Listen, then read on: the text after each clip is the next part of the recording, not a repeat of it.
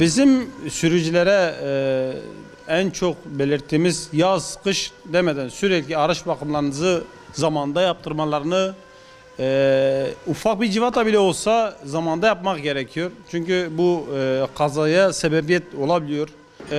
Yağ bakımı, alt takımdır, trigger kayışınızdır. Hepsini zamanında yapın. Yapılmasa maddi olarak da hasarları 2'ye 3'e katlanabilir. Artı can ve mal kaybına da sebep olabilir. Ya sürücülerin nasıl sen kendi bakımını zamanda örnek veriyorum, dişini fırçalıyorsan, tıraş oluyorsan zamanda bakımlarını yapıyorsun. Aracını da kendi gibi düşünmen gerekiyor. Zamanda her şeyini zamanda yapman gerekiyor. Yağ değişimi zamanda, yağ değişimi. Balatan az kaldığı zaman balatanı değiştirmen gerekiyor. Diğer ağır bakımlarına ne gerekiyorsa onu o zamandan yapmak gerekiyor. Bu aracın da eksikleri geldi. İşte zerotları falan gitmişti.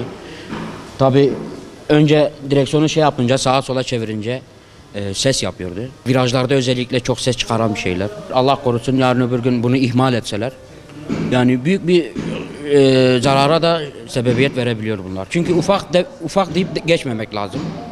En ufak seste bile olsa hemen en yakın ustalara falan göstermeleri şarttır yani. Geciktirmesinler yani en ufak şeylerini bile bakımlarını geciktirmesinler. Allah korusun her şey başına gelebilir. Yani ufak deyip geçmemek lazım.